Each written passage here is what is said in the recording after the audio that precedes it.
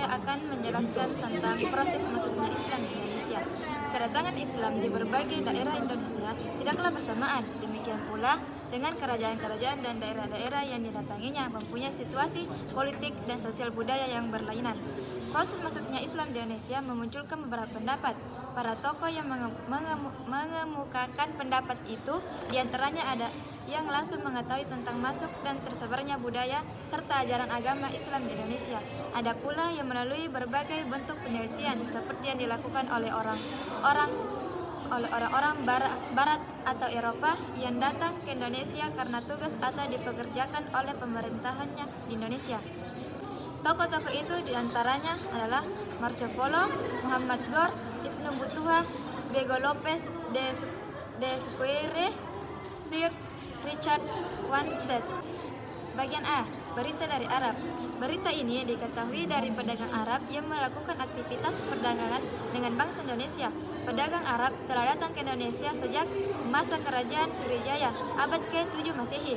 Ia menguasai jalur pelayaran perdagangan di wilayah Indonesia bagian barat termasuk Selat Malaka pada waktu itu. Hubungan pedagang Arab dengan kerajaan Sriwijaya terbukti dengan adanya para pedagang Arab untuk kerajaan Sriwijaya dengan sebutan Zabak, Zabai, atau Seribusa. Pedagang Arab untuk kerajaan. Pendapat ini dikemukakan oleh Crawford, Kaiser, Nyaman, de Hollander, Syekh Muhammad Naquib al-Attas dalam bukunya yang berjudul Islam dalam Sejarah Kebudayaan Melayu, dan mayoritas tokoh-tokoh Islam di Indonesia seperti Hamka dan Abdullah bin Nuh.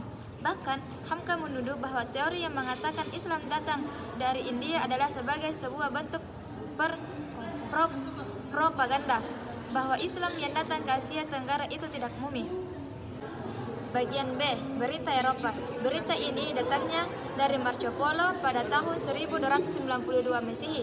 Ia adalah orang yang pertama kali menginjakkan kakinya di Indonesia. Ketika ia kembali dari Cina menuju Eropa melalui jalan laut, ia dapat tugas dari Kaisar Cina untuk mengantarkan putrinya yang dipersembahkan kepada Kaisar Romawi. Dari perjalanan itu, ia singgah di Sumatera bagian utara. Di daerah ini ia menemukan adanya kerajaan Islam, yaitu kerajaan Samudra dengan ibu kotanya Pasai. Di antara sejarawan yang menganut teori ini adalah Chetnaud. Berita ini menyebutkan bahwa para pedagang India dari Gujarat mempunyai peranan penting dalam penyebaran agama dan kebudayaan Islam di Indonesia. Karena di samping berdagang, mereka aktif juga mengajarkan agama dan kebudayaan Islam kepada setiap masyarakat yang dijumpainya, terutama kepada masyarakat yang terletak di pesisir pantai. Teori ini lahir selepas tahun 1883 Masehi, dibawa oleh Snow Horgey. Pendukung teori ini diantaranya adalah Dr. Gonda van Ronkel. Bagian D. Berita dari Cina.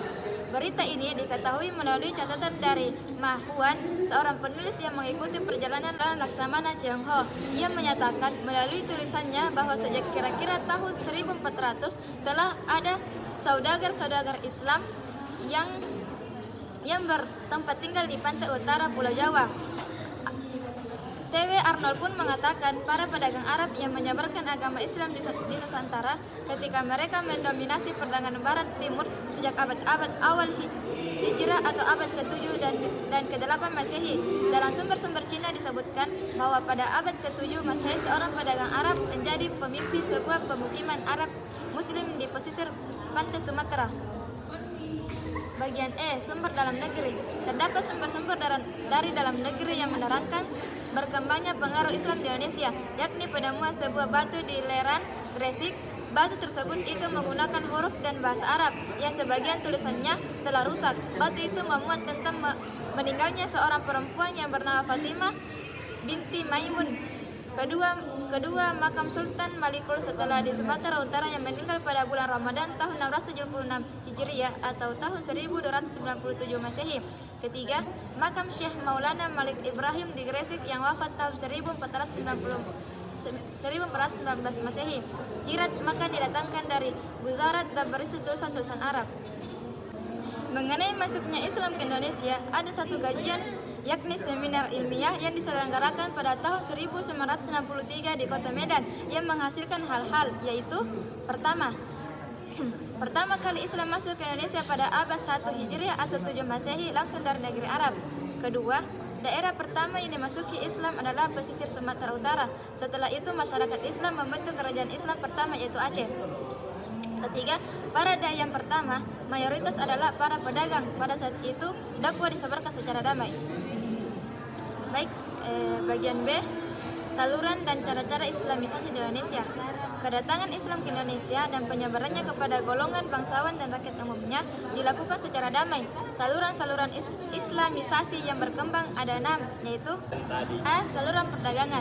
Di antara saluran Islamisasi di Indonesia pada taraf permulaannya ialah melalui perdagangan. Hal ini sesuai dengan kesibukan lalu lintas perdagangan abad ke-7 sampai abad ke-16. Perdagangan antara negeri-negeri di bagian barat, tenggara dan timur benua Asia dan di mana pedagang-pedagang muslim turut serta mengambil bagiannya di Indonesia. Penggunaan saluran Islamisasi melalui perdagangan itu sangat menguntungkan. Hal ini menimbulkan jalinan di antara masyarakat Indonesia dan pedagang. Yang B, saluran perkawinan. Perkawinan merupakan salah satu dari saluran-saluran Islamisasi yang paling memudahkan. Karena ikatan perkawinan merupakan ikatan lahir batin, tempat mencari kedamaian di antara dua individu. Kedua individu yaitu suami istri membentuk keluarga yang justru menjadi inti masyarakat.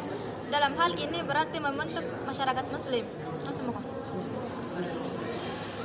Bagian C, saluran tasawuf. Tasawuf merupakan salah satu saluran yang penting dalam proses Islamisasi.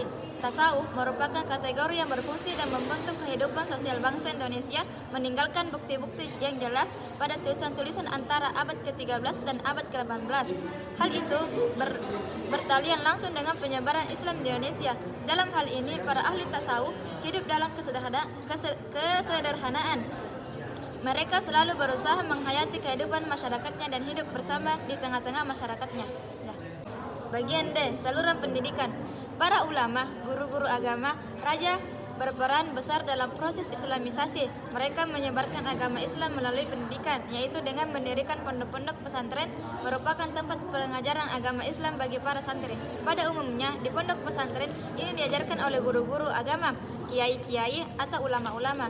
Mereka setelah belajar ilmu-ilmu agama dari berbagai kitab-kitab, setelah keluar dari suatu pesantren itu maka akan kembali ke masing-masing atau desanya untuk menjadi tokoh keagamaan. Bagian E, saluran kesenian.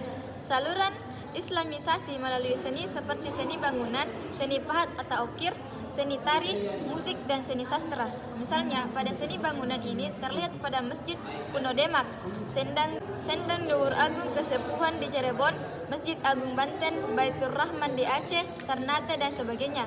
Contoh lain dalam seni adalah dengan pertunjukan wayang yang digemari oleh masyarakat. Bagian F, saluran politik. Pengaruh kekuasaan raja sangat berperan besar dalam proses Islamisasi.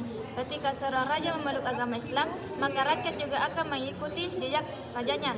Rakyat memiliki kepatuhan yang sangat tinggi dan raja sebagai panutan bahkan menjadi tauladan bagi rakyatnya.